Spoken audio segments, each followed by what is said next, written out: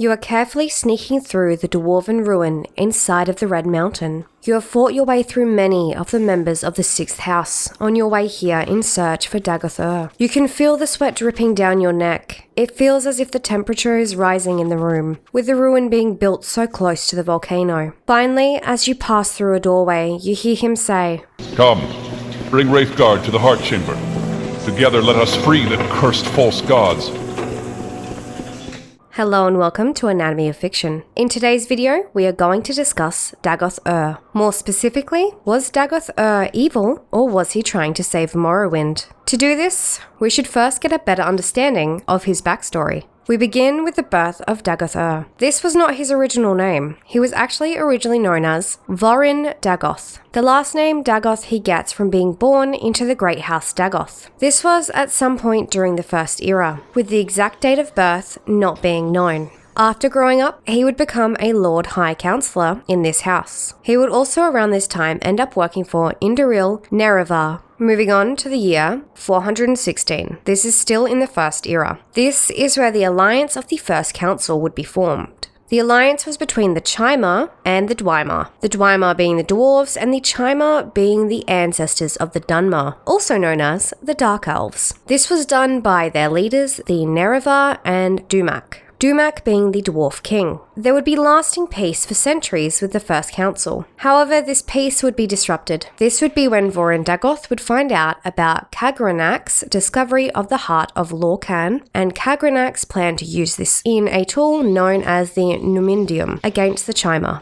Vorin Dagoth would raise the alarm bells with the confirmation of what was going on by Azura. The Nerevar would declare war on the Dwemer, which would ultimately lead to their disappearance. After the Dwemer disappeared, the Nerevar would be left with the Sunda, Keening, and the Wraithguard. Vorin Dagoth would beg for these tools to be destroyed to prevent them from being used in a wrong way or ending up in the wrong hands. Whilst the Tribunal, the Nerevar, and Azura would be making a decision on what to do with these weapons, Vorin Dagoth would take these tools and use them in this time to experiment. He would use them on the heart of Lorkhan and manage to steal some of its power. No longer being Vorin Dagoth, he became Dagoth Ur. The Tribunal guards, along with Nerevar, would fight Dagoth Ur. Many believed that both the Nerevar and Dagoth Ur died during this battle. With the tools taken from Dagoth Ur, the Tribunal would guard these. However, they were still not gods. This was not until Sotha Sil would figure out a way for them to use the tools to become gods. Tribunal would travel down to the Red Mountain to use the tools to become immortal. Through doing this, they angered Azura, who cursed the Chima, making them into the Dunmer, and creating the prophecy of the Nerevarine. Moving on to the Second Era. In the year 882, with the Tribunal guards needing to renew their powers, they would travel to the Red Mountain, as they would need to visit the heart of Lorkhan. Instead of renewing their god powers, they were met with the resistance, as Dagoth Ur and the rest of his house had been reborn. The Tribunal guards had to flee the Red Mountains, losing the Keening and Sunda as they fled. With the Tribunal guards leaving the mountain, and with time going on, they would begin to grow weaker, and Dagoth Ur would continue to grow stronger. This is when Dagoth Ur would start to enact his plan, spreading the blight and corpus diseases to keep everyone away from the mountain. This was whilst he would rebuild a Kulakhan. But what were Dagoth Ur's goals and what was he trying to achieve? Dagoth Ur had several goals he was wanting to achieve, which would drastically change Morrowind if he was successful. This started from the very foundations of how the country was run. He wished to establish a theocracy, which is a government where priests run the country in the name of God. This god being their new god that Dagoth Ur was building, a Kulakhan. The priests in this would come from the 6th house of Dagoth. All of those who had been reborn under the mountain would be ruling the people of Morrowind. Dagoth Ur planned to do this and use this as a way to unite all of the Dunmer and to prepare them for battle against the foreigners in Morrowind. He hoped with the uniting of the Dunmer under him he could expose the Tribunal for what they were in his opinion, false gods, as he viewed them as betrayers for what they had done. He wanted to remove the Tribunal and the temple from Morrowind, believing that they did not serve the people of Morrowind, this was not the only establishment he wanted to drive out of Morrowind. He wanted to remove the occupying forces of the Empire and have Morrowind be free of their rule. Dagoth Ur also wanted to expand to their ancient territories that he believed were stolen by Skyrim and Argonia. And finally, he wanted to take over all of Tamriel, having everyone worship a Kula Khan across the continent. So how exactly would Dagoth Ur manage these goals? Well, Dagoth Ur had a 12-step plan that he would use as a way of taking over Morrowind. The first phase of his plan was to secure the Red Mountain, making it, in his opinion, safe from the interference of the Tribunal. This was to deny access to the heart of Lorkhan, as this was what was needed by the Tribunal gods to renew and restore their powers. But this was not the only reason for keeping the Red Mountain secure and away from the prying eyes of those in the Tribunal Temple. Dagoth Ur wanted to keep the building of a Kula Khan a secret from them. Otherwise, there would have been attempts to stop him in his creation of the new god. The second phase of this plan was to create an army of servants. These were initially closer to the Red Mountain, however, as time went on, he would create more servants, with his stronger influence further away from the Red Mountains. These servants would be created using weak-willed subjects by sending them strange dreams. This would turn them into essentially sleepwalking servants, converting to his cause. They were often known as sleepers. The third phase of this plan was to branch out and establish a new large operational base outside of the Red Mountain. This would be in Kogorun, which is in the Ashland region. Kogorun was, before the fight between the Nerevar and Vorin Dagoth, the capital for the Great House of Dagoth. However, after this, with the Dagoth House being disbanded, Kogorun would be left abandoned until in the late Second Era and the early Third Era. Dagoth Ur and the Sixth House would go on to reclaim it then, as this was the third phase of his plan. The fourth phase of the plan was for him to create more smaller bases in places that were considered to be lower class settlements that were on the waterfront and also port settlements. These were places like Vivek City. The fifth phase was for the Sixth House to infiltrate and essentially take down any smuggling operations going on in Morrowind. This would leave the ruins, some of the shrines and towers free, with a lack of smugglers occupying these places. The sixth phase of the plan was to begin his recruitment of willing servants from various populations, including the poor, the underworld, and of course the anti-imperial. These people would follow the wishes of Dagoth Ur and would quietly wait until the later phases to make themselves known to the rest of Morrowind. The seventh phase of the plan was to further expand using the dream messages. This would be from smaller towns and villages into bigger communities. This would create even more sleepers. The eighth phase would have the Sixth House occupy abandoned towers and ruins. They would train cultists as raiders and soldiers for their army. This increased their fighting force, preparing for the eventual war Dagoth Ur was hoping to wage. For the ninth phase of Dagoth Ur's plan, they were identifying potential sources of political resistance. With this, they were going to discredit anyone attempting to resist and destroy anyone attempting to resist politically. Moving on to the 10th phase.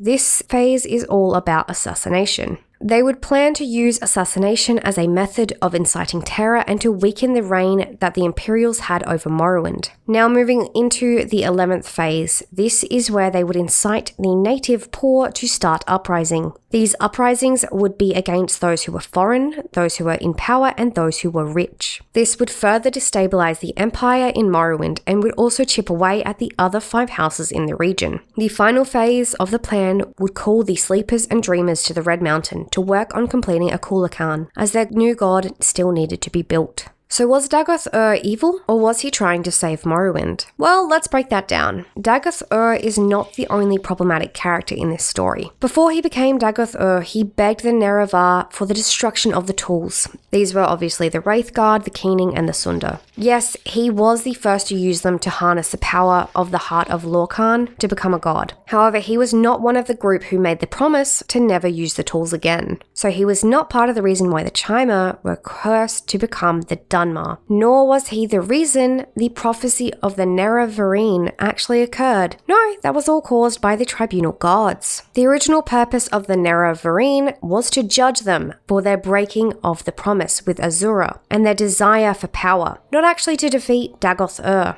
However, even with this, Dagoth Ur is still a problematic character. This is due to several other reasons. Dagoth Ur created not one but two diseases, these being the Blight and the Corpus diseases. Let's just quickly break those down. The Blight or Ash Blight, this infects both people and animals. However, most of the encounters with it you have are infected animals or the occasional dreamer. Yes, infected people are known as dreamers. This disease turns even the most gentle creatures into aggressive and dangerous creatures. However, this disease is curable. The Corpus disease, however, is an incurable disease. This is also known as the Divine Disease, which causes cancerous growths to spawn throughout the body and leads to insanity. This then goes in one of two ways in the late stages. The first way being them getting stronger. This creates a creature known as a Corpus Stalker. The second way is them actually getting weaker, with the cancerous growths making it difficult and more debilitating. These creatures are called lame Corpus Beasts. Both of these diseases are spread through the ash storms. Considering that Dagoth Ur created two diseases to capture and create new followers in both humanoid and animal form, this is problematic as these followers were not exactly volunteering to be part of this cause. This was not the only involuntary soldiers of the movement. There were also the sleepers. These were those who he had reached out to through their dreams and essentially hypnotized them into being part of the Sixth House cult. So with this, he uses people who essentially are weak and vulnerable, either due to disease or being weak-willed to do his bidding. So with all of this considered, Dagoth Ur could be considered evil. Although he could be viewed as evil, however, in the mind of Dagoth Ur, he could see his own behavior and his own plan as justified, as even with the planned assassination, along with the use of diseases and dreams to control followers, he thought it was in the best interest of Morrowind, as he believed that both the Tribunal and the Empire were bad for Morrowind.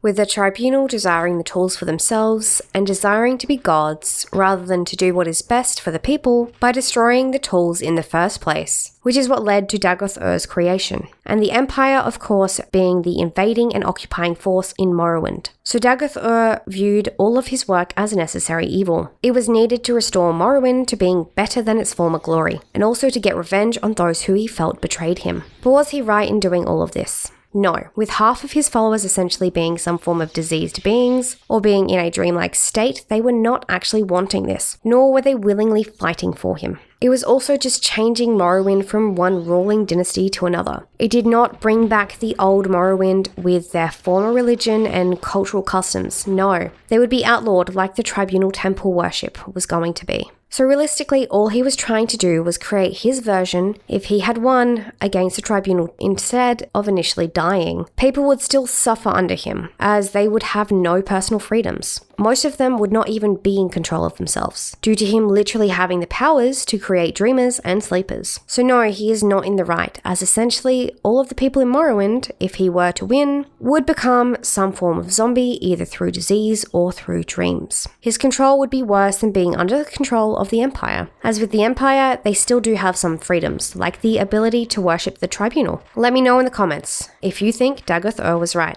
This was my first Elder Scrolls video, but if you enjoy Fallout, you should check out this video. It is about whether or not the Overseer of Vault 13 was right to kick out the Vault Dweller.